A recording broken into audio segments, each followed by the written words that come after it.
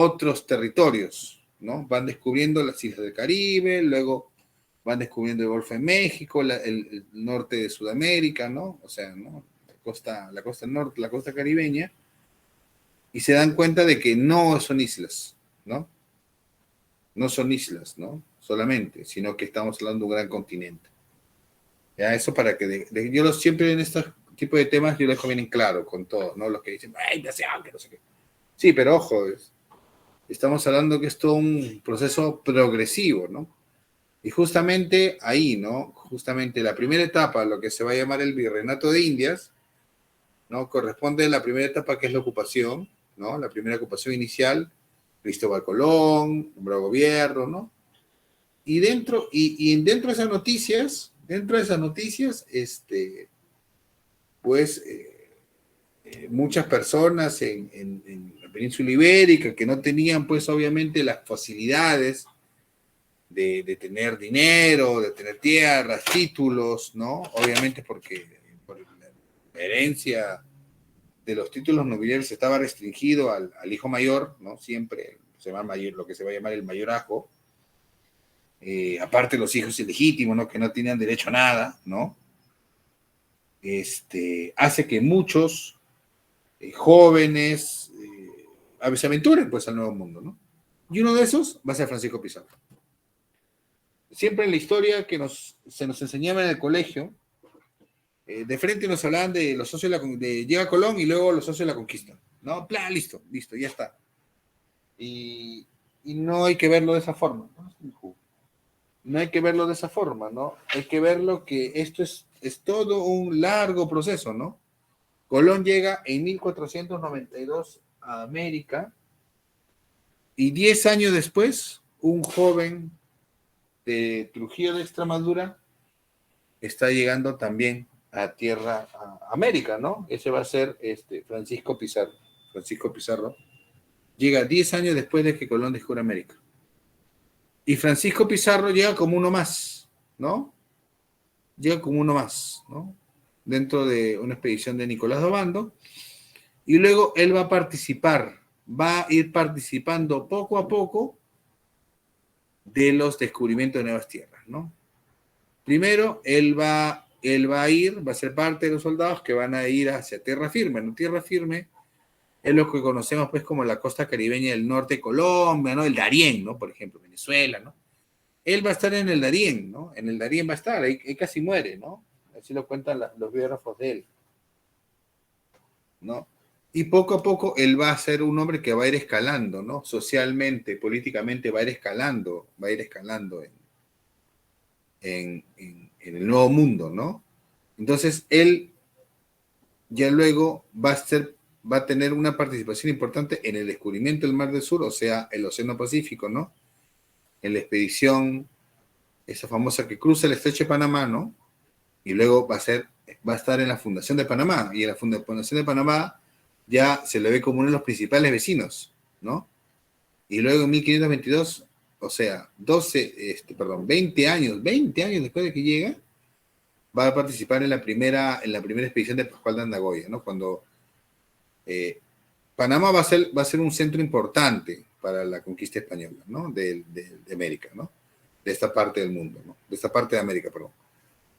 Porque la fundación de Panamá va a implicar después, va a cobrar importancia, y de Panamá van a salir las expediciones tanto para la conquista de Centroamérica como la conquista del sur, ¿no? O sea, lo que se va a llamar las tierras del Virú o del Pirú, ¿no? De donde ahí viene el nombre de nuestro país, ¿no? De un cacique, ¿no? Al que vivía al sur de Panamá. Entonces, como ven, Pizarro no es que digo yo voy al Imperio de los Incas, no, o sea, él tiene toda una trayectoria, ¿no? Como militar, como soldado, como político, ¿no? Y ya estamos hablando de 20 años, ¿no? Que participa en el, ¿cómo se llama? En las campañas de conquista, ¿no? Y es cuando él ya toma la iniciativa de hacer su primer viaje, ¿no? Su primer viaje, un viaje que no llega mucho, no llega en puerto. Hay que entender una cosa también, chicos, es que estamos hablando también de las tecnologías, o sea, profesor, llegaron en barcos, sí, bacán, pero cruzaron Panamá, Y en Panamá, ¿dónde que había barcos esperando? No había barcos, tenían que hacer barcos. No sé qué. Los primeros embarcaciones son rudimentales y luego claramente van a ir mejorando con el tiempo, ¿no? Miren todas las cosas que les digo, ¿no? Para tener un poco más en claro. Y ahí justamente llega el famoso contrato de Panamá, del cual se ha hablado mucho, que justamente lo pone Pizarro con Diego de Almagro, ¿no? Fernando de Luque, ¿no? Y seguro algunos dicen que también incluso el alcalde de Panamá, Pedrales, estaba involucrado, etcétera, etcétera, etcétera, ¿no? Y ahí justamente es cuando él eh, va interesándose, pues, ¿no? En explorar el sur, ¿no? De Panamá, ¿no? El sur de Panamá, ¿no? El primer viaje, como dije, de Pizarro es bueno, va a ser de 1524, ¿no? El 25, el contrato de Panamá es el 26, y luego viene el segundo viaje, ¿no? El segundo viaje de Pizarro, ¿no? Que es un viaje interesante porque finalmente el segundo viaje de Pizarro es el que le permite descubrir, conocer del imperio de los incas, ¿no? Ya habían oído hablar de un gran imperio al sur, porque obviamente, si bien es cierto, el imperio de los incas, ya que era extenso, no tenía colindante con otra nación, que no existía, pero sí el comercio, ¿no? A través del comercio, en el Istmo de Panamá se conocía sobre el imperio de los incas, ¿no? Entonces, una vez que justamente van al segundo viaje, donde suceden todas estas peripecias, ¿no? La isla del gallo, ¿no? Todas esas cosas que nos contaron de chicos, ¿no? Incluso en ese contexto se da las primeras, o documentos relacionados con la conquista, ¿no? Ustedes recordarán esta famosa copla que justamente aparece, ¿no? Cuando están en la isla del gallo, ¿no? Esta que dice, pues señor gobernador, míralo bien por entero, que allá va el recogedor y aquí queda el carnicero, ¿no? Haciendo referencia a Pizarro, ¿no? Que, por ejemplo, se considera como la primera copla de la conquista, ¿no? Por ejemplo. Entonces, bueno, en el segundo viaje es cuando ya entran en contacto, ¿no? El segundo viaje permite a este grupo de hombres que tenía Pizarro, que no eran muchos, llegar hasta el norte del imperio, ¿no? Llegar, ¿no? Llegar. Y ahí es cuando, por ejemplo, conocen Tumbes, ¿no? Ahí, por ejemplo, se oye hablar de Tumbes, ¿no? Miguel de Estete creo que es el que baja o Pedro de Candia, creo, que es el que baja y dice que sí, que las paredes de Tumbes eran de oro, que no sé qué reza con esa información. Entonces, en ese momento dice Pizarro con su socio, dice, no, tenemos que ir al Reino de España, acá necesitamos traer una gran expedición, traer muchos hombres y traer dinero y obviamente hacer un contrato con la corona, ¿no? Porque la forma en que se conquistaba era a través de ciertos mecanismos legales, ¿no? Los que conquistaban no eran dueños del territorio, ¿no? Colón no era dueño. Los dueños del territorio eran los reyes católicos. Eran los reyes católicos. Entonces, con los reyes católicos había que firmar un contrato, ¿no? Ese contrato, ¿cómo era? Era el tema de la capitulación, se llamaba capitulación. Colón firmó la capitulación de Santa Fe, ¿no? Santa Fe, un pueblo cerca de Granada, ¿no? Ahí en España, al sur de España. Y Pizarro regresa a España, ¿no? Y se presenta ante el rey en Toledo, ¿no? Y empiezan las negociaciones del contrato, ¿no? Y toda una serie de negociados, ¿no? Toda una serie de negociados. Finalmente se da la capitulación de Toledo, ¿no? Del 26 de julio puse 1800, no sé por qué pienso siempre en el siglo XIX, acá corrijan por favor, 1500, o sea, siempre pienso en el 18, el 19, por lo siento. En 1529, ¿no? ¿Y qué les da, qué le da a Pizarro esa capitulación? Esa capitulación finalmente lo que consigue es crear las gobernaciones, ¿no? Es decir, en base a la información que tenían sobre el imperio, se lo van a dividir entre los socios de la conquista, ¿no? Donde Pizarro se va a llevar la gran parte y Almagro se va a llevar la menor parte, ¿no? Es decir, ¿no? La famosa gobernación de Nueva Castilla para Pizarro, la gobernación de Nueva Toledo para Almagro, ¿no? Y Pizarro Pizarro se consigue, él negocia, él consigue la mejor parte de la torta, ¿ya? Así de simple, ¿no? Él consigue la mejor parte de la torta, ¿no? El negocio que tenía. Y que finalmente sería la causa por la cual luego se pelearían los socios de la conquista. ¿Ya? Y con esa capitulación, con eso ya ahora, Pizarro ya no era aquel joven soldado, ¿no? Hijo natural, o sea, bastardo de un noble de Extremadura, ¿no? De Trujillo, él era de Trujillo de Extremadura, ¿no? Y se sabe bien la historia de que, bueno, pues, ¿no? Que él era un hijo natural o bastardo, ¿no? Ilegítimo, son las palabras usadas,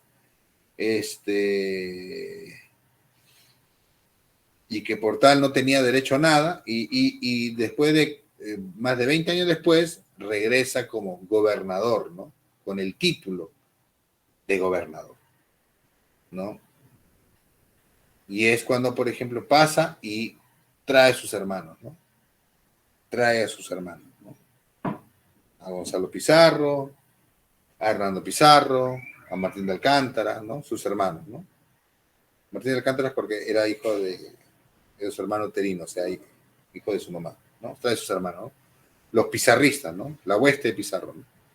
Obviamente se crean de facciones, pero bueno, finalmente, ahí es que, bueno, ya sabemos todos, son 180 hombres, más indígenas, más esclavos, que son los que dirigen y van hacia el imperio de los incas y conquistan el imperio de los incas, ¿no? Destruyen el sistema imperial, ¿no?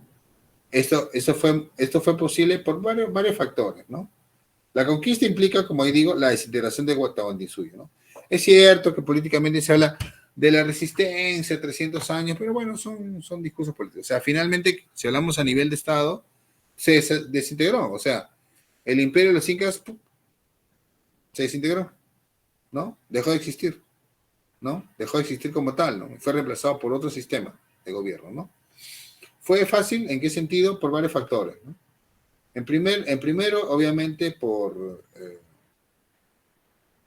la situación en la que estaba el imperio. No era un imperio uniforme ni integrado, ¿no? Los incas habían sometido a muchas etnias bajo el dominio militar, entonces obviamente la llegada de los españoles fue propicia para que muchas de ellas se levantaran y apoyaran obviamente a los españoles. Por otro lado, tenemos el tema de las armas, eso no puede ser dejado de lado. El tema de las armas, caballos de guerra, ¿no? Normalmente utilizado por los españoles, y obviamente también el tema de las enfermedades, ¿no? Es otro factor importante, ¿no? O sea, inconscientemente los españoles al traer, bueno, al venir acá trajeron las enfermedades de las cuales acá no había inmunidad, ¿no? Entonces, obviamente mucha población fue diezmada, ¿no? Son las causas principales de la conquista, ¿no? Y fue el momento preciso, ¿no?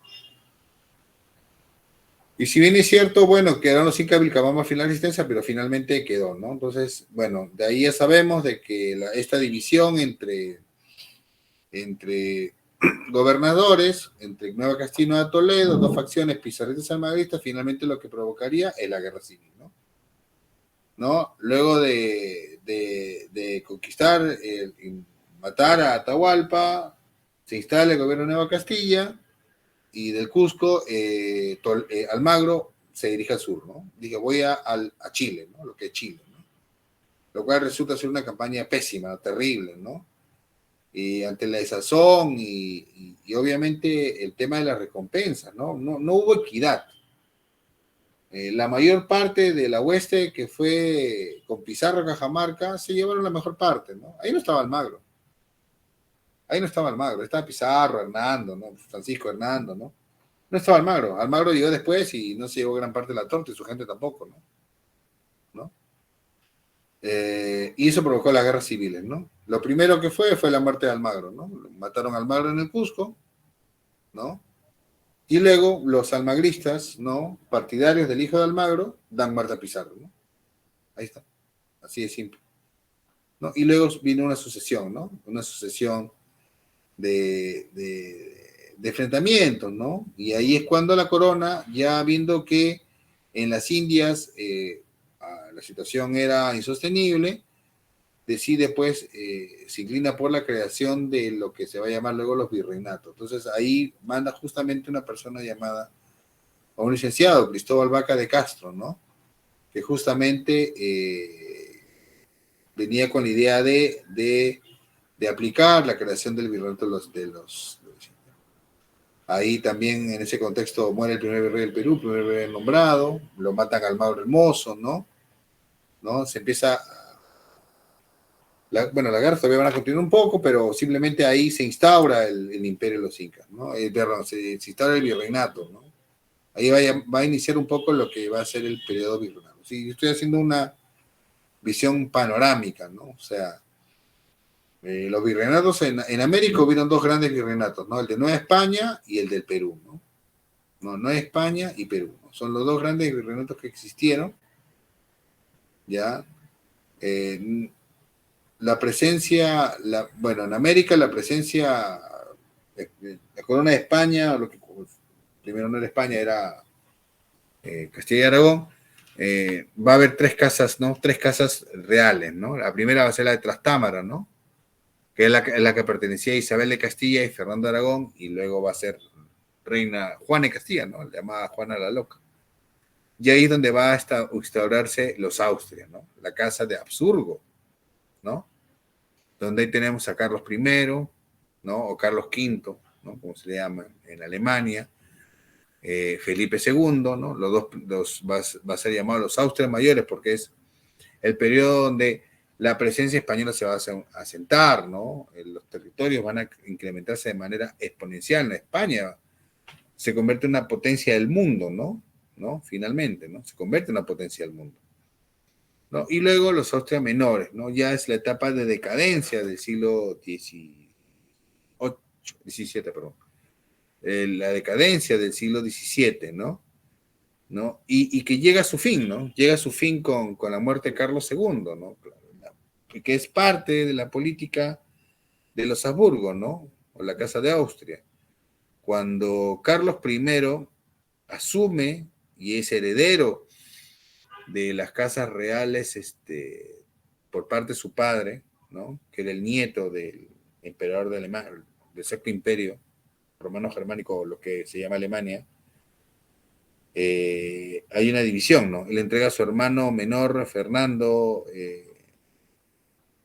ser emperador del Sacro Imperio, y se queda como emperador de las Indias, ¿no? De España y obviamente de las Indias, ¿no? Entonces, existe una suerte de endogamia, pues, ¿no? Es decir, entre los Austria y los Habsburgo de España y los Habsburgo de Austria, existe el tema del matrimonio entre sobrinos, primos segundos, ¿no?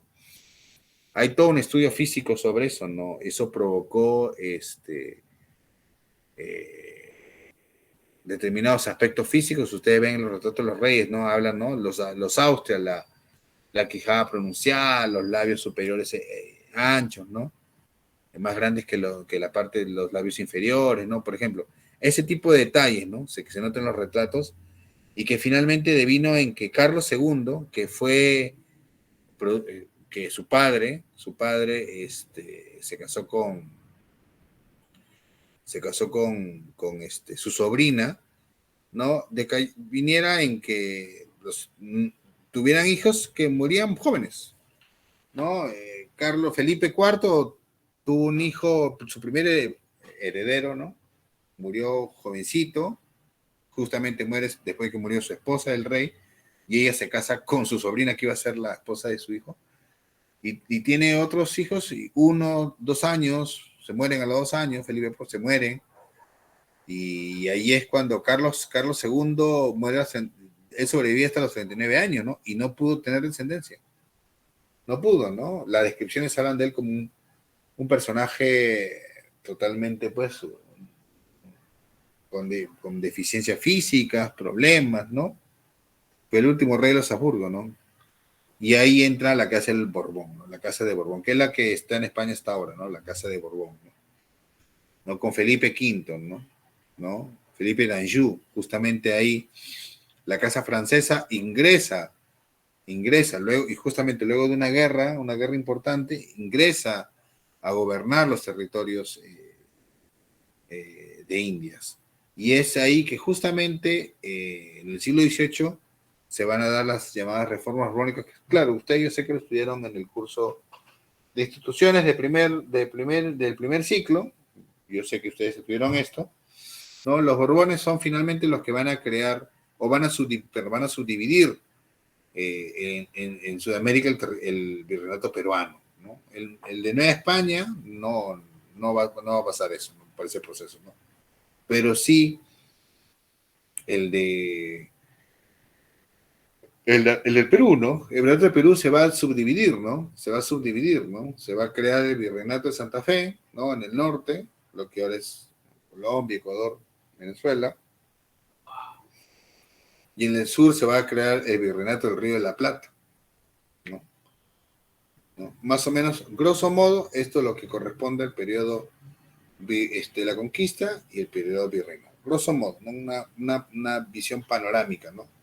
Entonces, la documentación, lo que vamos a ver, los documentos tienen que ver, las fuentes que se van a dar tienen que ver un poco con ese tipo de transformaciones, ¿no? Porque una cosa es tanto en el desarrollo eclesiástico, la creación de obispados, la instalación de casas de la moneda, ¿no? Varias de estas particulares van a ir cambiando y van a ir evolucionando. Y ustedes lo vieron en el curso de instituciones coloniales, ¿no? Yo estoy seguro que sí. Pero si hablamos un poco ya de las primeras fuentes que se van a dar durante la conquista, vamos a hablar de las crónicas, ¿ya?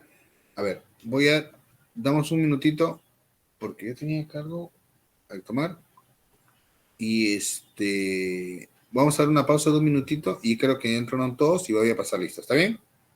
Entonces, voy a pasar lista por aquí.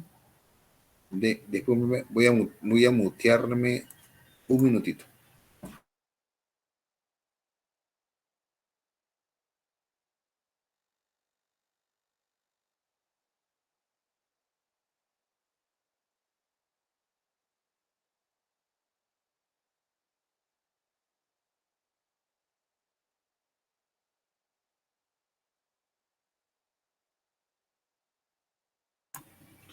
Listo, ahora sí. Estaba buscando algo que estaba atrás de mi monitor del laptop P. A ver, entonces, damos una pequeña pausa de relax, así, tranquilitos. Todavía no he terminado de sacar las notas, ¿ah? No se preocupen, se están preguntando por ahí. Todavía no. A ver, vamos a pasar lista. Ya. Aguirre. Profesor presente, buenas noches. Buenas noches. Agurto. Buenas noches, profesor presente. ¿Qué tal? Michelle Anchela, yo los agarré fríos, a todos seguro. Presente, profesor, buenas noches. ¿Qué tal? Melissa Ángeles. Buenas noches, profesor presente. Aparicio. Tú eres Aparicio. Ah, ya está, presente. Víctor Atúncar. Buenas noches, profesor presente. Víctor Beldi.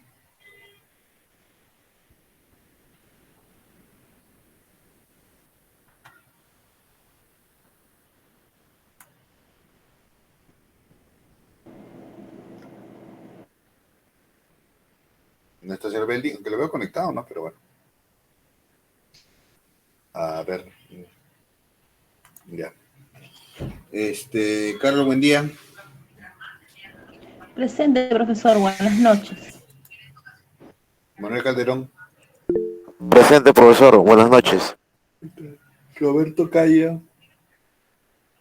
Profesor, buenas noches, presente. César Campos. Profesor. Buenas noches. Buenas noches, profesor. Señor Beldi, ¿qué tal? Profesor, buenas noches. A ver, César Campos. Campos, sí, presente, ¿no? Buenas noches, profesor presente. Pedro Capistrano.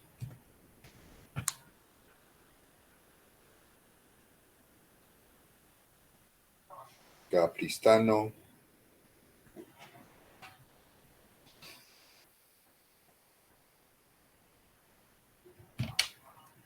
Nada. Miguel Córdoba. Presente, profesor, buenas noches. Espino. Buenas noches, profesor presente. Rocío Gutiérrez. Buenas noches, profesor presente. John Guamaní. Buenas noches, profesor presente. Gladys Lescano.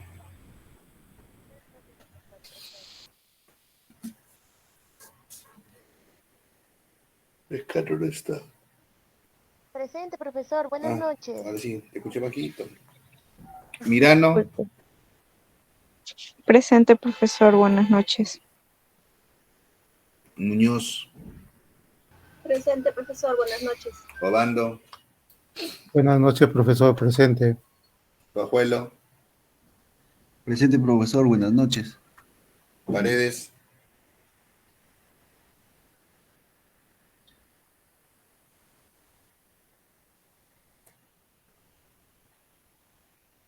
Parodi. Presente, profesor, buenas noches. Ramos. Presente, profesor, buenas noches. Sarmiento. Presente, profesor, buenas noches. Simón. Presente, profesor, buenas noches. Gonzalo Suárez.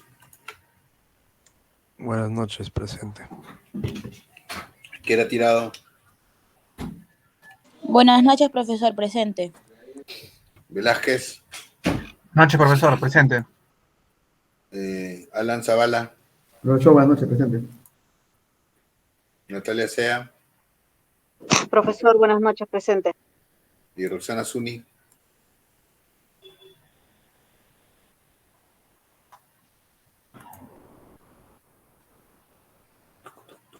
No está conectada. Zuni. ¿Y por qué 35 personas?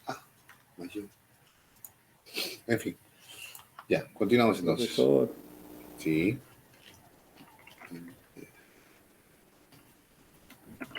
Señor Belli, dígame.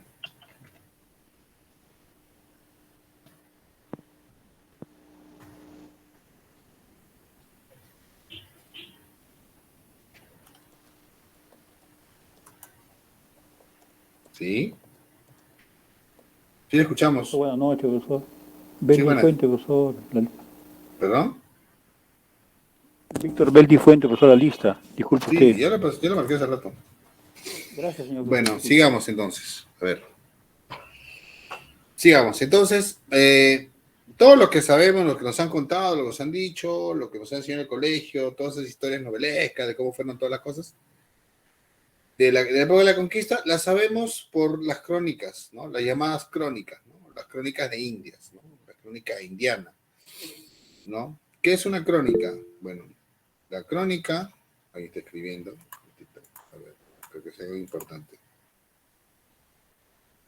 Ya, bueno, después vemos eso. La crónica es un género de escritura, ¿no? O sea, la crónica, como género de escritura, aparece, pues, obviamente, en la Edad Media, ¿no? Hablando de las hazañas de los reyes, ¿no? Hemos hablado un poco, nosotros hemos hablado un poco del tema de las crónicas, los anales, ¿no? Cuando hablamos de fuentes medievales, de que estaba, pues, ceñida a los reyes o a los grandes personalidades, ¿no? Los grandes hombres, ¿no? ¿No? El Cid Campeador, el ¿no? Roldán, todo, ¿no? Esa crónica, ¿no? A la cual pasa de ser de una mera relación, ¿no? De hechos, de datos, de información, pasa pues a complementarse con ciertos elementos, ¿no? De juicio, de aprendizaje, lecciones, ¿no? Que se utiliza en España, ¿no? En España, en la península ibérica, se utiliza o sea, la crónica se convierte en eso, y esa tradición cronística pasa a América, ¿no? Pasa a América, ¿no? O sea, los españoles cuando van llegando, obviamente van con gente que es letrada, van con gente que describe, toma nota, ¿no? De las acciones de los gobernadores, ¿no? De las personas importantes. Pero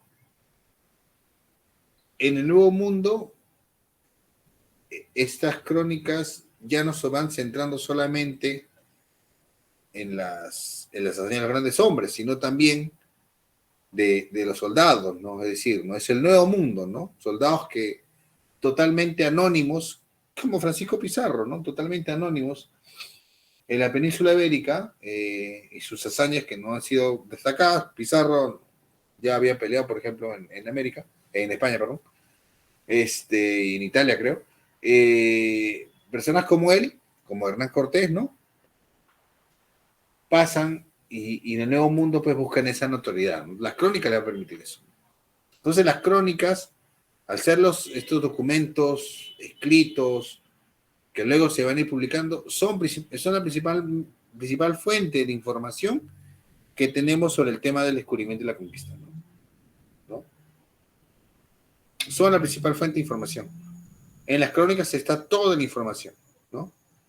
Porque son los testimonios primarios de las personas que estuvieron ahí, ¿no? Y después, claro, vienen los estudios de personas que recopilaron información de los que estuvieron ahí, ¿no?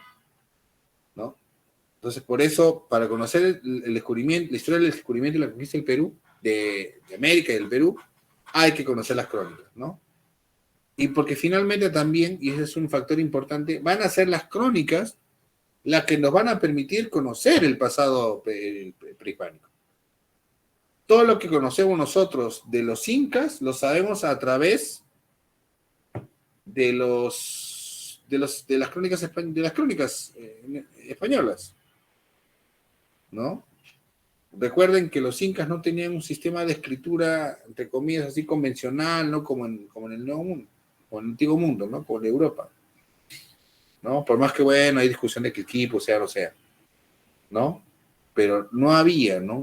No había. Entonces, va a ser a través de las crónicas en las cuales se va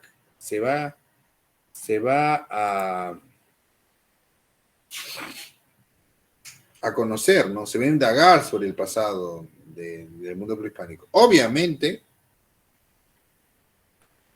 a través de los ojos del cronista, ¿no? Que finalmente no conoce. O sea, la información que se conoce, se sabe del imperio, va a ser a través de los ojos de una persona que nunca no conoce las tradiciones, las costumbres, ¿no? De una sociedad totalmente distinta como fue la sociedad americana, ¿no? Y en especial el caso de del imperio de los incas, ¿no? Ahorita voy a entrar un poco en detalle en eso. ¿Cómo se hicieron las crónicas? Bueno, la primera se considera obviamente el diario de a bordo, ¿no? El diario de Colón, ¿no? Donde él describe, ¿no? Va contando cada uno, ¿no? De los detalles. Y eso va a ser interesante, ¿no? Eso va a ser interesante, ¿no? Porque tanto en Centroamérica, en lo que va a ser México y acá, se van a escribir una diversa cantidad de crónicas, se escribe una gran variedad de crónicas. ¿No? Se van a escribir de muchos tipos, ¿no? De muchos. Y además también en Europa se va a publicar toda una serie de noticias, de grabados, ¿no? Justamente acá, yo había mencionado en una clase anterior, ¿no? Sobre, por ejemplo, los grabados de Torre Braille, ¿no? Un impresor, creo.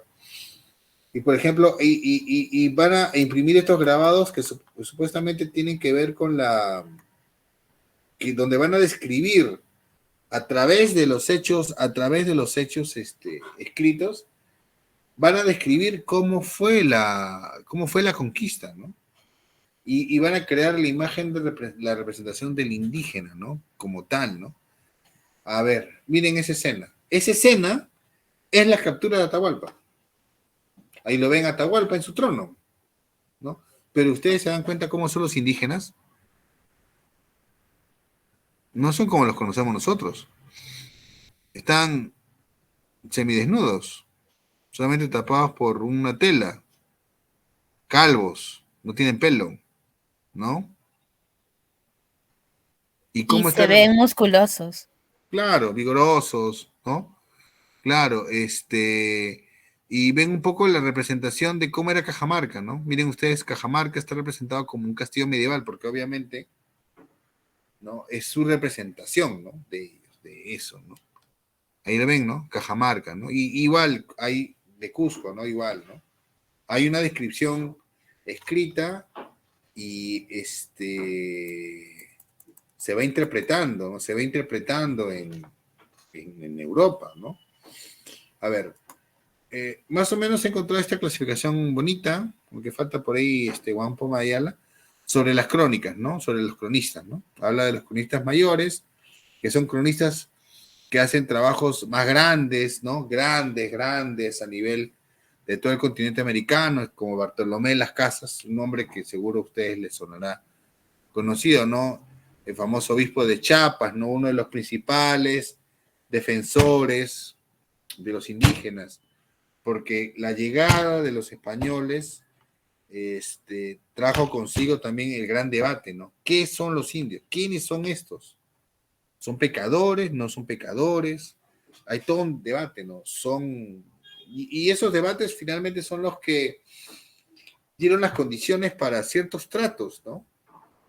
Lo vieron seguro en la clase de instituciones cuando hablaron de la colonia. ¿Los indígenas estaban sancionados ante la Inquisición? ¿Me pueden decir alguien? ¿Sí o no?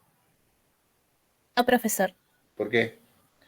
porque ellos no tenían conocimiento de Dios, estaban en proceso de aprendizaje. Eran considerados, exacto, eran considerados pues como cristianos nuevos, ¿no? Como niños inocentes, ¿no? Se hablaba de que vivían en el estado del pecado original, ¿no? Esta visión paradisíaca, ¿no? Que había estas discusiones, ¿no? Estas discusiones habían. Bartolomé Las Casas fue uno de los principales defensores de los indígenas, y por lo cual había que tratarlos de cierta manera, ¿no?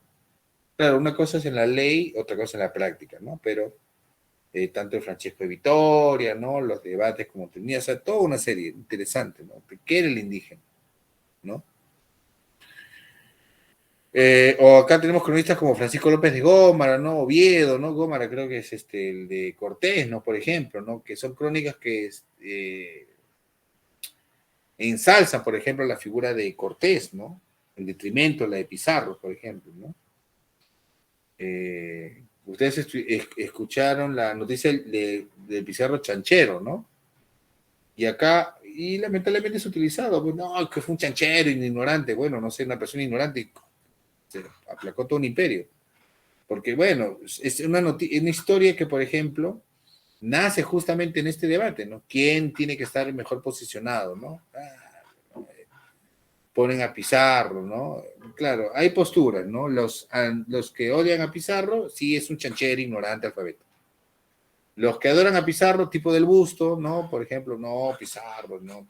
Hay otros que de repente son más equilibrados, ¿no? Entonces, que un poco ya te ponen en el aspecto, ¿no? Trujillo de Extremadura, estamos hablando de un pueblo, bueno, un pueblo rural de España, él siendo un hijo ilegítimo, un mundo rural, no sería nada extraño que por ahí haya alimentado chanchos, tenga chanchos en su casa, pero lo cual no se sabe eso, pues, ¿no? Por ejemplo, ¿no? Ese tipo de debates hay, ¿no? O sea, y necesarios, pues, por ejemplo, porque son cosas que no saben, pero lo que hacen los investigadores, los historiadores, es estudiar no si fue chanchero o no, sino de dónde aparece esa idea. ¿Me dejo entender? ¿De dónde aparece esa idea? ¿No? Entonces empiezan a analizar las crónicas, ¿no? ¿Ya? Y luego viene la parte que corresponde a las cronistas menores, ¿no? Ya vamos a ver los que corresponden al descubrimiento de la conquista, ¿no? Las primeras crónicas, la más antigua, que es la relación Sámano-Jerez, ¿no? 1825 al 27, que fue escrita, ¿no? Las crónicas de la conquista, ¿no? Propiamente, ¿no? La llamada crónica de Soledad, ahorita voy a hablar de ella, y la crónica de las guerras civiles, ¿no? Y luego vamos a tratar de ver las crónicas relacionadas con Toledo, ¿no? Con el virrey Toledo. Una cantidad impresionante. Mira, ni siquiera, yo me he leído todas, me he leído varias, pero no me he leído todas, y hace años que no leo una crónica, ¿no? Hace años. Acá tengo algunas que les voy a mostrar. y el viernes también. La primera crónica, que la que se conoce, es la crónica soldadesca. O sea, es la información que nosotros tenemos de los soldados que van llegando, de los soldados, o sea, los soldados que vienen con Pizarro. Profesor, ¿qué pasó con ellos? Recuerden, en Cajamarca, ¿quién conoce Cajamarca? ¿Ni el cuarto del rescate? En Cajamarca, que fue el gran encuentro, ¿no? Yo no sé hasta ahora por qué no hacen una buena película sobre el encuentro de Cajamarca, deberían hacerlo. Sobre Cajamarca debe haber sido una cosa impresionante, ¿no? O sea, debe haber sido una cosa totalmente impresionante ese encuentro, ¿no? Atahualpa llegando con un séquito de miles y miles de hombres, y solamente habiendo 168 españoles ahí, ocultados, ¿no? Con un cañón, con armas y esclavos, ¿no? Debe haber sido una de las escenas más, no sé, ¿no? Difíciles o duras, ¿no? Profesor, si hubieran fracasado, tal vez, pero de repente hubiera llegado otro, pues, ¿no? Hubieran matado a Pizarro y después hubiera llegado otro, ¿no? ¿Quién sabe qué hubiera pasado?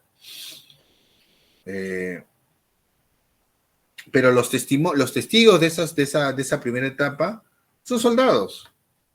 Son soldados, no son personas tan letradas. Son letradas, pero no tan letradas, ¿no? Entonces, las narraciones son sobrias, no descriptivas, ¿no? Porras habla de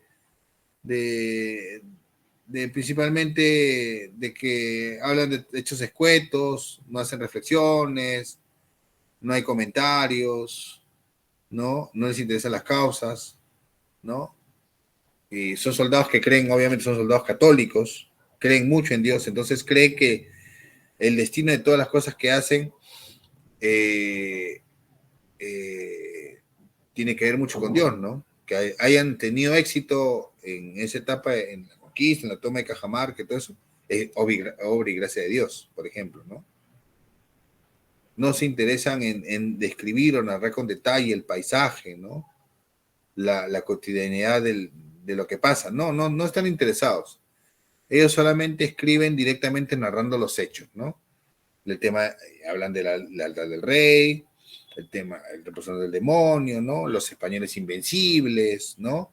La bendecida de los indígenas, el castigo divino, sí, los indígenas adoradores y adoradoras merecen ese castigo por ofender a Dios, ¿no? Esa es la característica de las crónicas, de las crónicas de los años 30, ¿no? O sea, las crónicas producto hecho por soldados que estuvieron acá, ¿no? Como Cristóbal de Mena, Francisco de Jerez, Miguel de Estete, son soldados, y ellos cuentan sus testimonios, ¿no?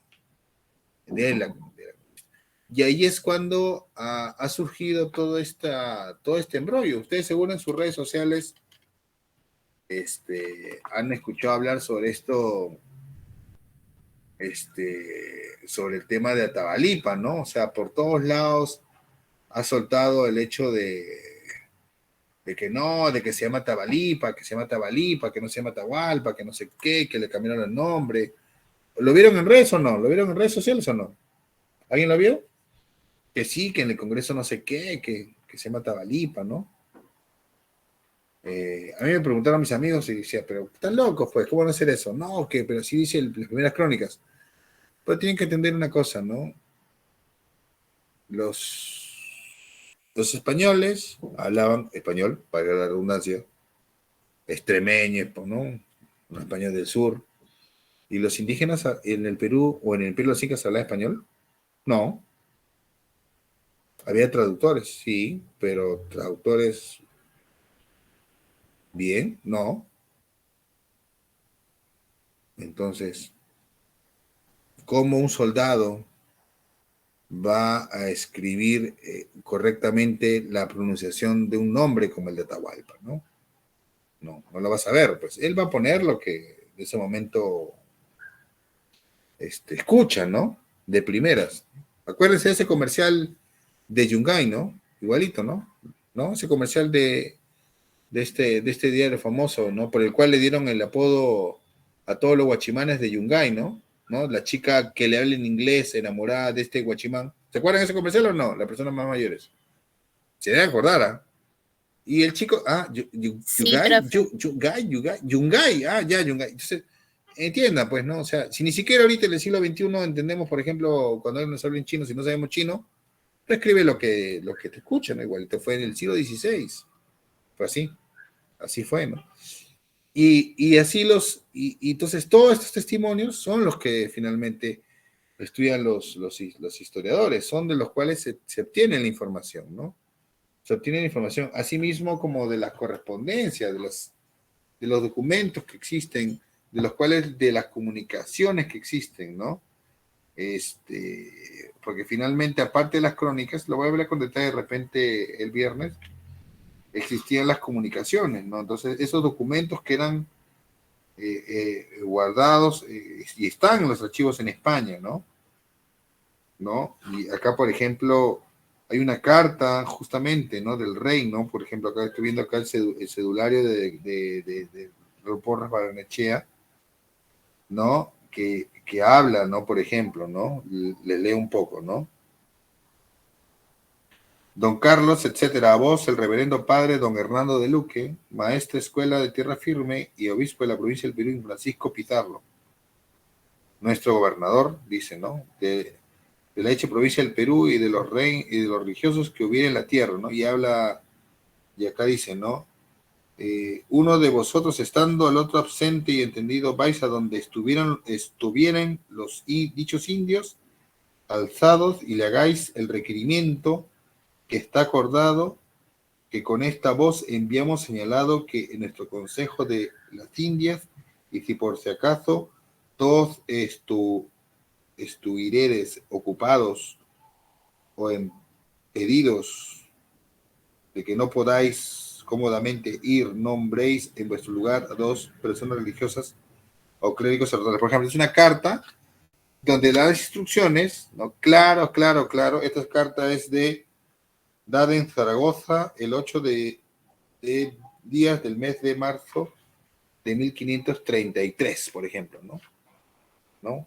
Y habla del tema de los requerimientos. Ese acto, por ejemplo, ¿no? Ese acto en el cual se le decía, ¿no? A un líder indígena de que tenía que someterse, ¿no? Ante la autoridad, ¿no? De la Iglesia Católica, ¿no? El famoso requerimiento, que es el requerimiento pues, que le hicieron a Atahualpa, ¿no? Y que Atahualpa vota, ¿no? Dice, no, ¿qué es esto? Me traen un libro, ¿no? El famoso breviario, ¿no? Y eso está. Todos los testimonios están en estas crónicas. No solamente en esto, sino van a ir. Ahorita voy a hablar de eso, ¿no? Que no me quiero pasar el tiempo porque la verdad es bastante hablar de crónicas, ¿no? Y las que vienen de ahí son las crónicas relacionadas con las guerras civiles, ¿no? Es decir, llegan más conquistadores, ¿no? Llegan más conquistadores y viene la etapa de la conquista, ¿no? Y acá, más que todo, están centrados en eso, nada más, ¿no? La rebelión de Pizarro, ¿no? La historia del Nuevo Mundo de Girolamo Benzoni, acá lo tengo. Muchas de estas obras, tanto acá las crónicas soldadescas, como acá, no se publicaron inmediatamente, apenas salieran, por si acaso. Muchas se publicaron muchos años después. Muchas simplemente no fueron descubiertas. No se sabía de ellas. Hasta muy entrado el siglo XIX. En el siglo XIX se empieza a publicar una serie de crónicas. Ahorita la voy a leer una, por ejemplo, ¿no? Entonces la crónica de Zárate, de Girolamo Benzoni, es una crónica publicada en italiano, dice, de la historia de Novo Monde, ¿no? Del Mondo Novo, dice, ¿no? Por ejemplo, ¿no? Y acá dice, ¿no? Encontrándose ricos en Panamá, Francisco Pizarro, Diego de Almagro y el cura Fernando de Luque, y habiendo sabido como cosa cierta que por toda aquella costa hacia el mediodía había abundancia de oro, plata, o sea, aquella costa hacia el mediodía, hablando del sur, había abundancia de oro, plata, turquesas y esmeraldas, se unieron los tres y determinaron ir a descubrir nuevos países, por ejemplo, ¿no? Y acá habla así, ¿no? Es un libro hecho para el pueblo, ¿no? El pueblo europeo, ¿no? Que quiere saber sobre lo que está pasando. Mira que algunos dicen que un indio llamado Filipillo fue la causa de esta muerte, puesto que informó, está hablando de la muerte de Atahualpa, dice, ¿no?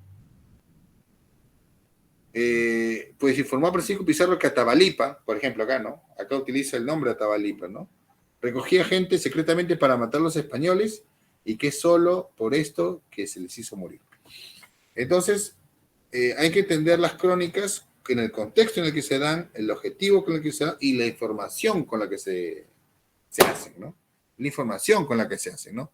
Por eso los investigadores de este periodo, aunque ahorita no hay mucha incidencia, pero bueno, estamos en la época del Bicentenario de la Independencia, una época dorada de las crónicas fue en los 90, relacionado con el quinto centenario del descubrimiento de América, estudian, comparan, revisan ambas, ¿no? Buscan las relaciones de ellas, ¿no?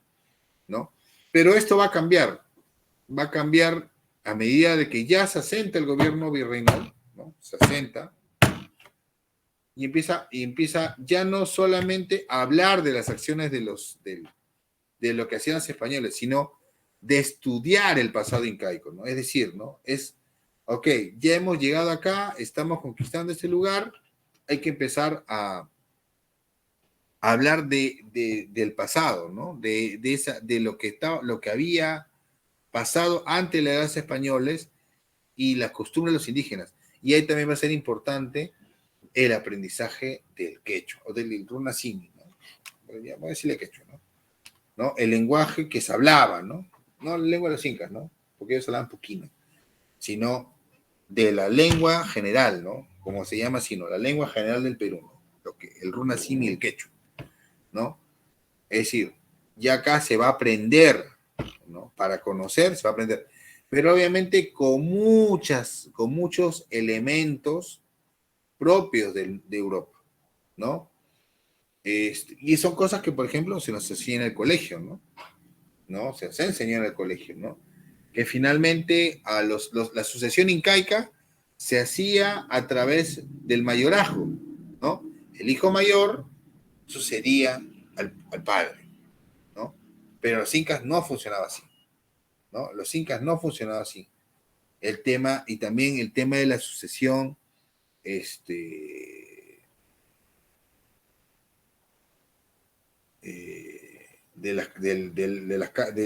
las casas de Lana en Cusco, del Lurin Cusco, del tema de la dualidad, del tema de la jerarquía, son temas que ha puesto en el tapete varios lo que se llaman etnohistoriadores, ¿no? Como Valdemar Espinosa, Franklin Pease, ¿no? Y María Rostorowski, ¿no? Ahí la señora que ustedes ven ahora en el billete ¿qué billete está María Rostorowski?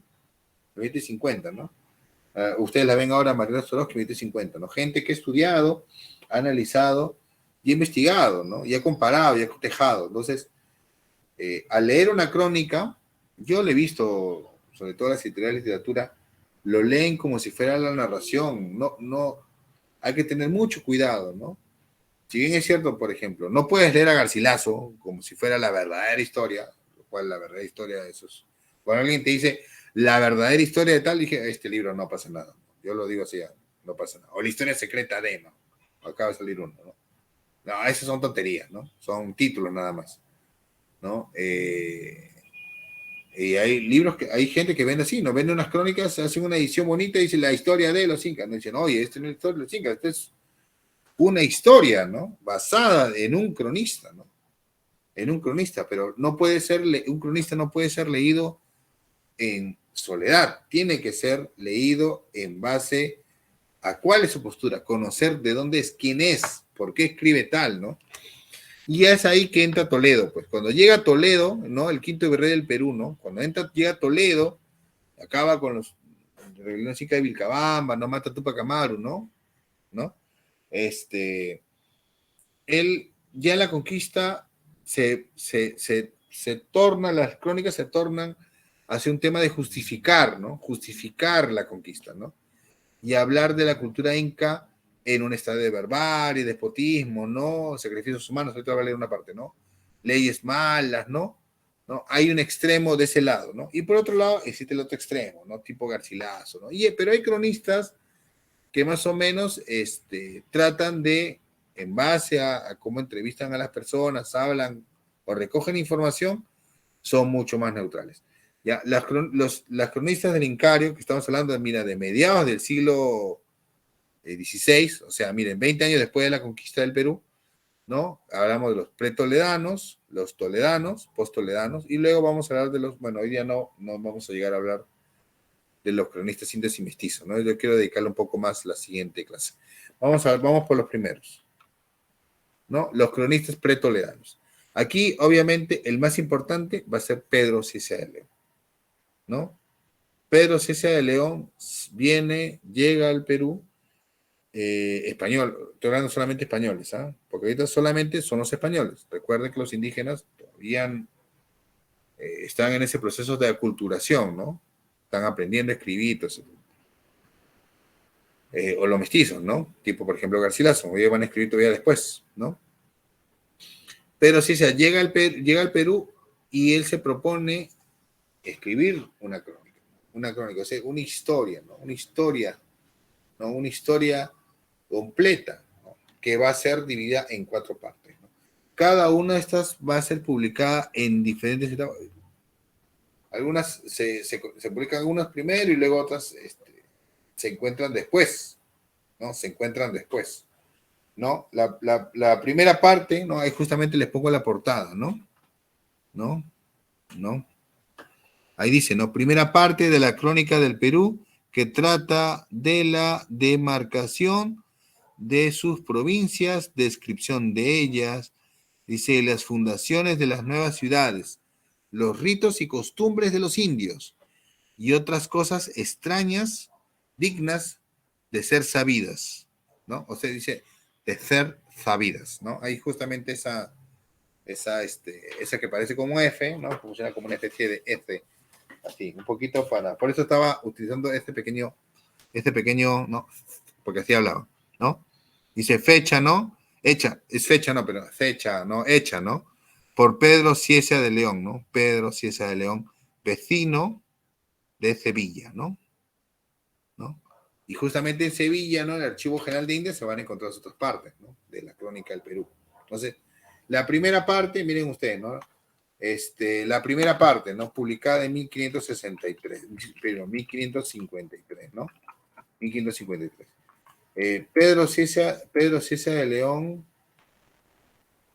él está llegando más o menos 3 años después, ¿no? De la conquista del Perú, ¿no? Está llegando 3 años después, más o menos, de la conquista del Perú. Jovencito, ¿no? Jovencito. Él hace sus exploraciones, ¿no? Y llega al Perú, ¿no? Llega al Perú, ¿no? Más o menos a los años 50. Y empieza, ¿no? Empieza a recopilar información, ¿no? Empieza a recopilar información. Empieza la primera parte, ¿no? Fundación, ¿no? La descripción del territorio, sus habitantes, él hace y eso es importante, ¿no? Ya describe, ¿no? La crónica soldadesca, no, dice un valle, un río, ¿no?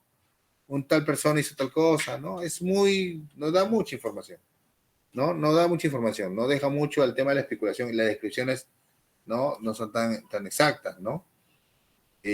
Por eso, cuando se publican estos grabados de Bray, hay esta representación de los indígenas y de la conquista de esta forma, porque simplemente no hay como que una descripción, ¿no? Más detallada, ¿no? Sí, los indígenas eran así, asá, utilizaban ese tipo de ropa, no hay eso, es muy general, entonces, claro, obviamente, ¿no? Llega a imaginarse, ¿no? Entonces, acá lo que trata es hablar de la conquista, pero hablar de la historia de los incas, ¿no? Recoge información, ¿no? Describe el territorio, los habitantes, o sea, a través de esta crónica podemos conocer el tema de las etnias, ¿no? ¿Quiénes estaban? ¿Quiénes eran? ¿Dónde conformaban? O sea,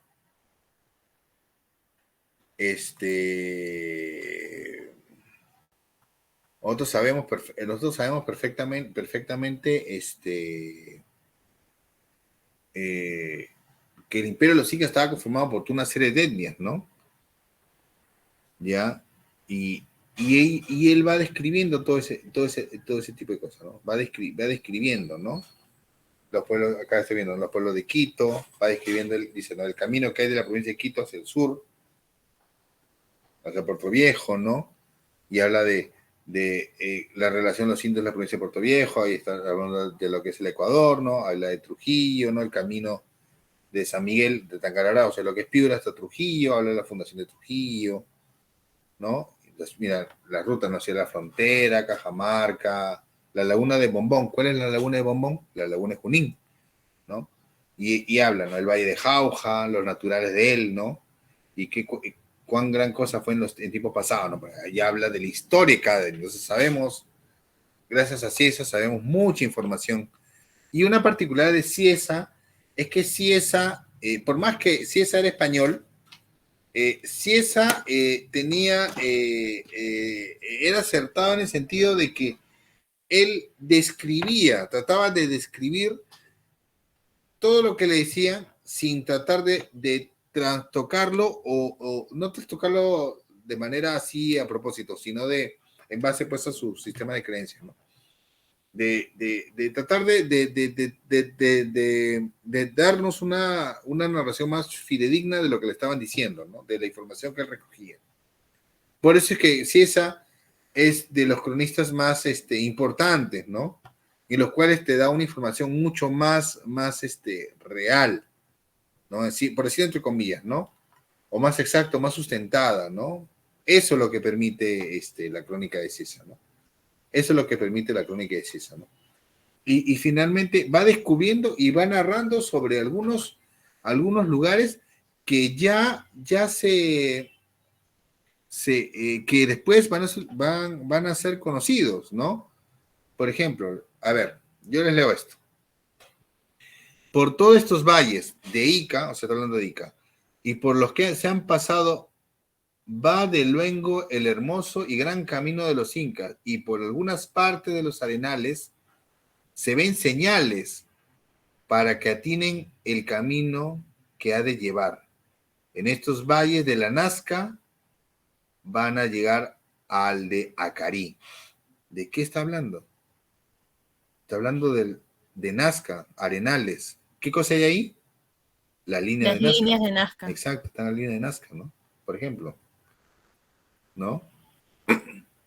Entre los aposentos antiguos se ve una fortaleza grande y antiguaya, o sea, antigua, que es una a manera de cuadra, que tenía de largo 140 pasos y de ancho mayor, y por muchas partes de ella están figurados rostros y talles humanos, todo primitivamente obrado, y dicen algunos indios que los incas, en señal de triunfo por haber vencido cierta batalla, mandaron a hacer aquella memoria y tenerlo para fuerza de sus aliados.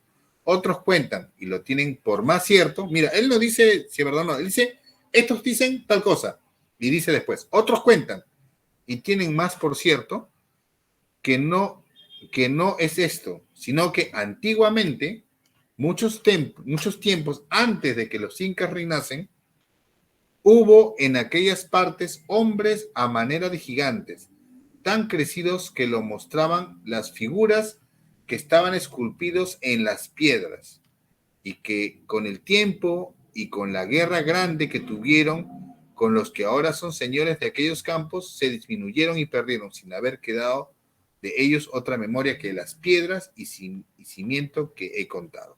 Ahí está hablando del templo de Chavín de Oca. ¿De Chavín? Sí. Ese es Chavín. Está hablando de Chavín. O sea, ahí está haciendo descripciones, ¿no? Descripciones. Y muchas, se ha hablado de otros que Chuquequirao, ¿no? Algunos, me acuerdo, Juan José Vega, algunas lo dijo, me acuerdo en persona. Él decía que usted nos ha preguntado si algún español habrá llegado alguna vez a Machu Picchu, por ejemplo, ¿no? Ahora que está de moda con los Transformers. Otra vez, es posible, no sé, algunos dicen que sí. Juan José Vega, yo recuerdo hace muchos años, Juan José Vega hablaba de Bitcoin, ¿no? Él decía, no, sí, cuando hablaban de Bitcoin es de Machu Picchu, claro, porque en ese momento no sé si hacía Machu Picchu, no sé, daban otros nombres, otros toponimios, ¿no? Por ejemplo, ¿no?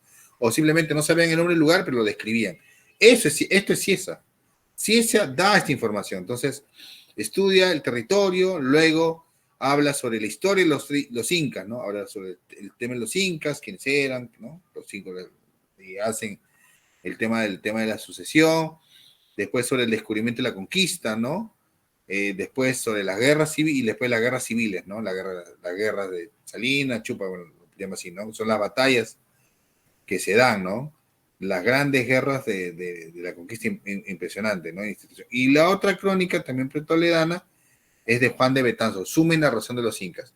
Esta crónica no fue publicada en su época, ¿no? A diferencia de la de Ciesa, la primera parte que sí fue publicada, ¿no? Esta no fue publicada, esta fue publicada muchos años después.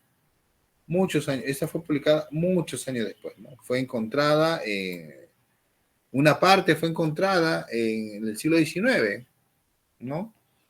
Y la segunda parte, o una versión más completa de la crónica de Juan de Betanzos, fue descubierta en los 80 por el final del 70 creo, fin del 70 porque fue publicada en los años 80 por una historiadora española, María del Carmen Martín Rubio, ¿no? Todavía está viva, ¿no? Sí, ha venido acá varias veces, que ha publicado la crónica completa de Betanzos, ¿no? Una crónica importante, interesante. Betanzos es secretario de Pizarro, ¿no? Se casa con una de sus esposas después, y vive en el Cusco, ¿no? Tiene una historia interesante y aprende quechua, pues. Los españoles aprenden quechua, recoge la información y publica esta crónica, ¿no? Crónica de Suma y narración de los incas. Yo no la tengo, me ha gustado leerles una parte, ¿no? Es interesante la información que nos presenta, ¿no? Estas dos crónicas. Y luego viene la etapa de Toledo, ¿no? Como dije, Toledo lo que busca es justificar la conquista, justificarla, ¿no? Y ahí tenemos, lo más importante son Polo Don Edgardo, Sarmiento y Cristóbal de Molina, ¿no? Allí, por ejemplo, ¿no? De Polo Don Edgardo, un abogado, ¿no? En el Cusco. Polo Don Edgardo es uno de los que nos da testimonio de las momias de los incas, ¿no? Porque tanto Huamampumayala, ¿no? Otros hablaban de que cuando los incas morían, la momia de los incas no eran enterrados, sino la momia era parte estaban ahí en las casas, ¿no? Las panacas los cuidaban y eran parte, pues, parte de las festividades, ¿no? Incluso había un momento en el cual estas eran, iban en procesión por el Cusco, ¿no? Se las llevaban, ¿no? Las hacían ahí pasear un rato por la ciudad, las momias, ¿no? Y que estas momias permanecieron, ¿no? De conquista, él habla, creo que sí, Edgardo es la que habla de que se va destruyendo una, ¿no? Por panacas rivales, luego de la caída de Atahualpa, ¿no? Y habla de las tres momias. Polo Edgardo es la que él habla de las tres momias que llegan a Lima, ¿no? Al hospital de San Andrés, ¿no? Es un hospital que está en el centro, era el hospital de blancos, ¿no? Eso seguro lo aprendieron en el curso de instituciones, ¿no? Y allí, para evitar el tema del culto, ¿no? Fueron llevadas, ¿no? Las momias. Y él dice, ¿no? Y señala, ¿no? Señala de que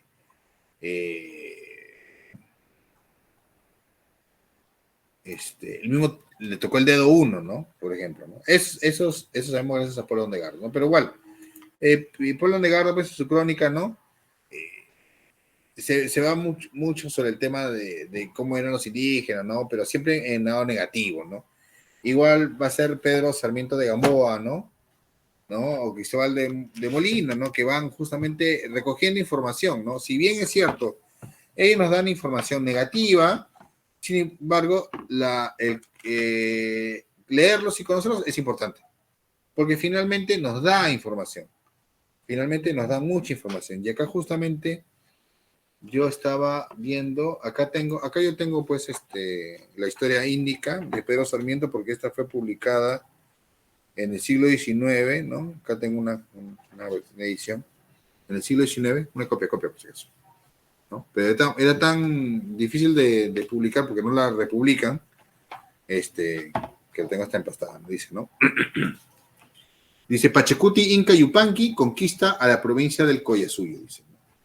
Al sur del Cusco, en una provincia llamada Collasuyo o Collao, tierra llana muy poblada, en la cual en el tiempo de Pachacuti Inga Yupanqui estaba en el Cusco, y después de haber conquistado las provincias, arriba dichas, ahí está hablando de otras provincias, había un sinche llamado Cuchicapac o Coyacapac, que todo es uno. Este Cuchicapac creció tanto en autoridad y riquezas con aquellas naciones de Collasuyo, que le respetaban todos los collas, por lo cual se hacía llamar Inca Cápac. De envidia, de lo cual, es envidia, ¿no? De la cual Pachacuti Inca determinó conquistarle a él y a todas las provincias del Collao. Dice, por la envidia, dice, ¿no? Y para esto juntó su gente de guerra y marchó la vuelta del Collao en demanda de Cuchicapac, ¿no? Y ya, bueno, acá habla la conquista, ¿no? Y así los tratan, ¿no? De ingas, de caníbales, ¿no? Sacrificios humanos, mira, ¿no? ¿Qué dice, no? En todas estas conquistas, no habla de otras regiones, ¿no? Esa es otra etapa. Hasta aquí se han contado, fue Inga Roca, o sea, Inca Roca, pues, ¿no? Compañero en las guerras de Inga Yupanqui y triunfó de todas las dichas naciones. Y es de notar que en todas las provincias que sujetaba ponía de su mano principales, quitando los hinches o matándolos. Y los que él ponía eran como guardas o capitanes, tal pueblo, para que en su nombre lo tuviese por el tiempo de su voluntad. Y de esta manera los tenía opresos y tiranizados, con yugo de servidumbre, poniendo por sus provincias uno superior a todos los demás que en los pueblos singularmente ponía, ¿no? Por lo general, gobernador de los que aquella provincia, el cual en la lengua de esta tierra llaman Tucuyrrico, que quiere decir el que todo lo ve y entiende. Por ejemplo, ¿no? Acá habla que los incas tenían tiranizados, oprimidos a los pueblos, ¿no? Por ejemplo, acá habla de Incas. Y así, sucesivamente, ¿no? La crónica de Sarmiento no es muy larga. Pero bueno, son crónicas que justamente justifican. Ay, mira, la de Molina la tengo no sé dónde. También tengo copia de la crónica de Molina. Pero también va en el sentido de que estas empiezan a recuperar esa tradición. Todas las historias, bueno, ahorita ya no sé, pues, cómo será eso, ¿no? Pero todas las historias sobre la fábula, los mitos, la creación del mundo de los incas, de Viracocha, ¿no? Purinaya, Viracocha, Pachacamac, todo eso, todo lo conocemos a través de estas cronistas que empiezan a describir los ritos, ¿no? Eso va a nacer a partir de las campañas de extirpación de idolatría, ¿no? Y José da Costa va a ser importante en el sentido de que va a desarrollar toda una descripción del imperio en base a la ciencia, ¿no? Acosta va a ser muy importante en ese sentido, ¿no? Acosta va a ser, como dice Porras, Acosta va a ser el primero que coordinó la ley de física del Nuevo Mundo, instituye el sistema de las cordilleras, ¿no? Las corrientes marinas, o sea, todo lo que va aplicando el conocimiento, o sea, el efecto del clima, la biología del hombre, o sea, eso va a ser él, ¿no?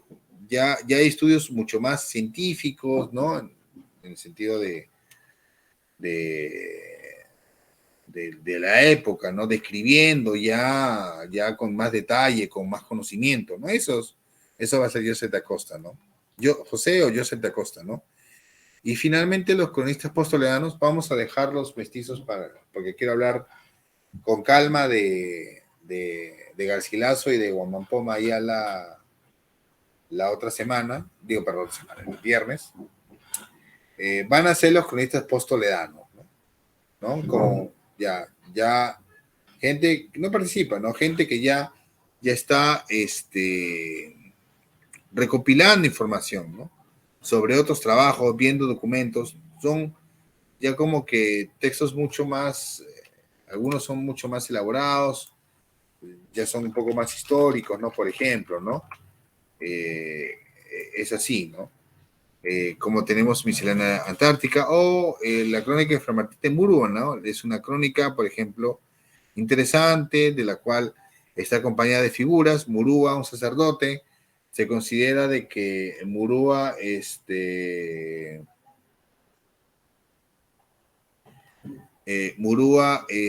robó los dibujos a Juan Poma, ¿no? Pero bueno, Murúa acá presenta los dibujos de los incas, ¿no? De tradiciones, de costumbres, en láminas de dibujo, de color, ¿no? Es interesante porque, claro, acá nos permite tener una fuente iconográfica muy importante, ¿no? Sobre los incas. Claro, obviamente le brinda ciertos elementos españoles, ¿no? Como el tema del escudo, ¿no? Hay toda una cuestión, ¿no? Y Pedro Pizarro, antes de hablar de Cobo, ¿no? Pasará con Cobo.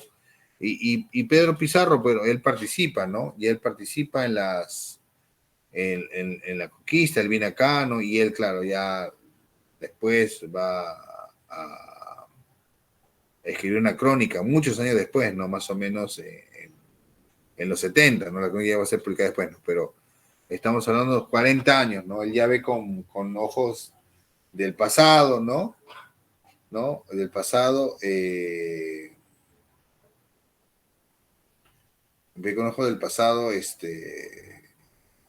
¿no? De retrospectiva, lo que fue la conquista del Imperio de los Incas, ¿no? Igual fue un manuscrito, perdón, me había equivocado, no fue publicado, fue publicado mucho después, porque se mantuvo como manuscrito inédito. Toda esta gente empezaron ¿cómo se llama? Se quedaron ahí en el anonimato, ¿no? Muchas crónicas fueron escritas pensando en publicarse, otras como memoria, dejando como testimonio, y muchas no llegaron a publicarse, ¿no? Y quién sabe, se puede descubrir alguna más, porque lo veo un poco difícil, ¿no?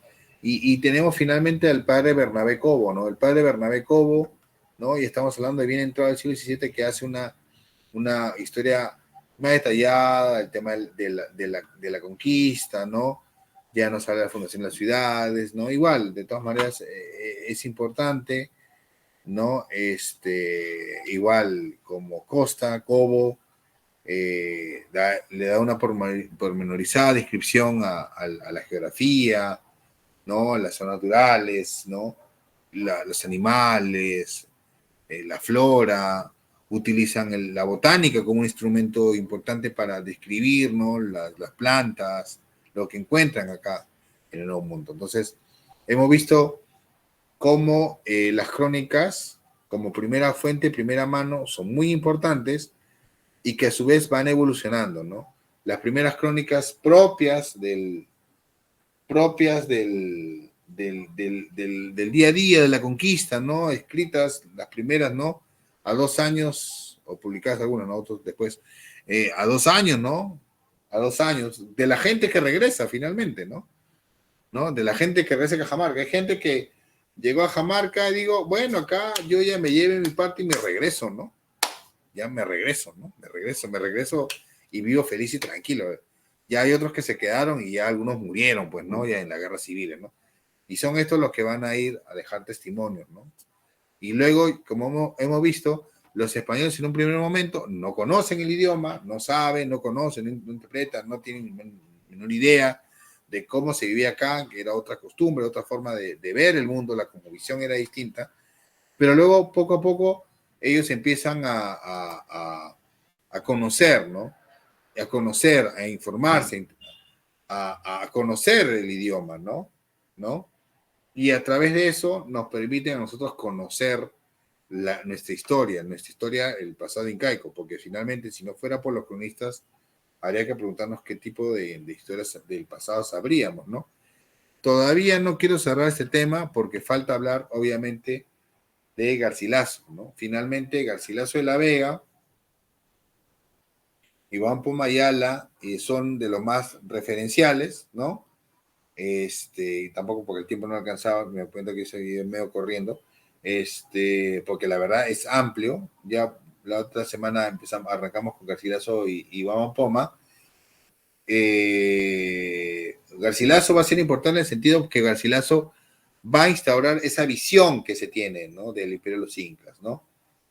como una nación única, con cosas buenas, todo bonito, ¿no? La utopía, ¿no? De la cual nosotros nos hemos nutrido, ¿no? Nos hemos nutrido. Y perdiendo un poco esa perspectiva que finalmente los incas tenían un sistema de conquista terrible, ¿no? O sea, vayan nomás a Chan y vean lo que pasó ahí, ¿no? Por ejemplo, ¿no? Así era la historia, ¿no? Pero Iván Pomayala va a ser muy importante por ser, pues, lista indígena, ¿no? Y toda la información que él va a recopilar y obviamente el tema gráfico, ¿no? Que finalmente es lo más rico de esa crónica y acá de repente les puedo leer acá, esa sí la tengo. Le puedo leer algunas partes de ella, ¿no? Entonces, el día viernes vamos a continuar con las crónicas, ¿ya? Y vamos a hablar ya del resto de documentos relacionados con la conquista, ¿no? Ya vamos a hablar de las visitas y de los documentos administrativos y por ahí creo que algunos otros más que a ver si nos alcanza un poco el tiempo, porque finalmente son 2 clases cada uno, ¿no?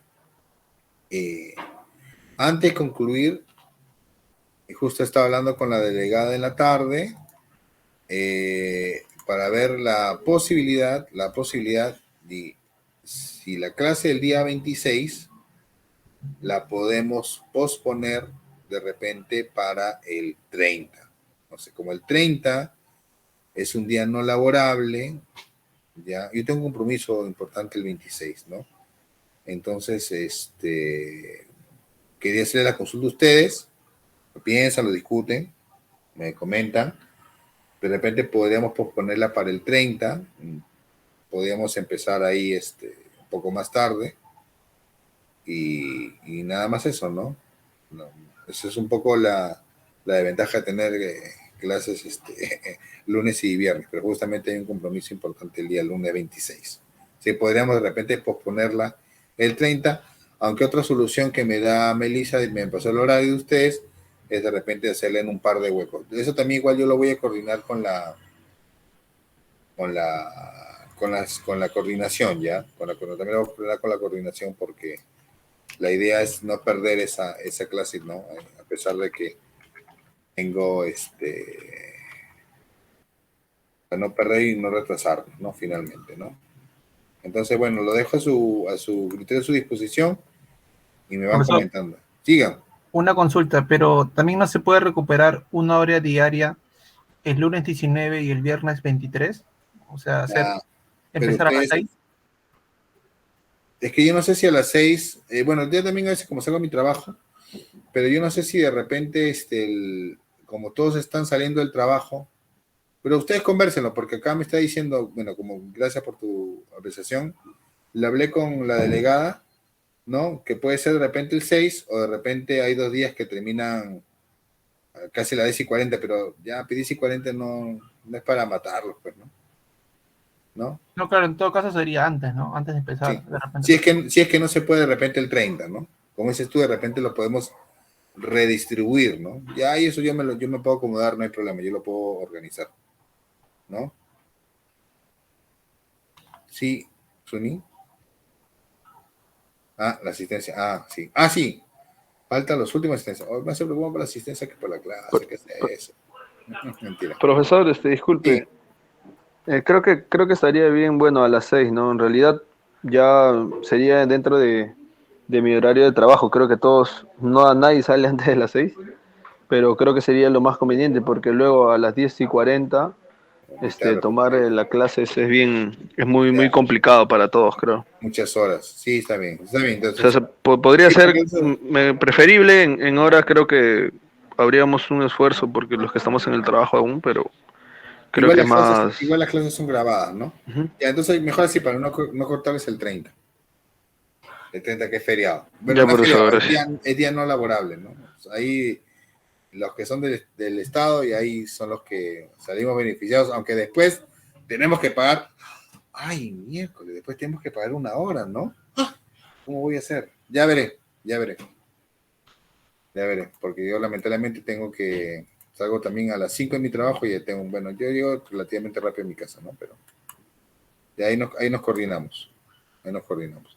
Bueno, entonces, chicos, no sé si alguien tiene bueno, ya nos pasamos a la hora, ¿no? Profesor, disculpe, ¿usted Sí. ya corrigió los exámenes o todavía? Todavía. Todavía tengo que seguir revisando. Es un poquito más difícil de revisar en el sistema porque tengo que entrar al sistema, pues. Y como ahorita sinceramente, ahorita estoy cerrando un libro que tiene que presentarse en la feria del libro, ¿ya? Y después le puedo pasar el dato, es todo de amanecidas. Ya hoy día, ahorita acabo la clase, descanso media hora y cierro lo del libro. ¿Ya? Ya entonces termino de revisarlo en la semana para tener ya todo el viernes, ¿no? Si es que no hay algunas cosas que me tomen tiempo, ¿no? Pero no se preocupe. Yo siempre reviso. Listo, chicos. Entonces, nos vemos el viernes. Estoy quitando tiempo de su descanso. Entonces, nos vemos el viernes. Profesor, disculpe. Sí. Por el tema de mi asistencia, profesor, le escribí en el chat.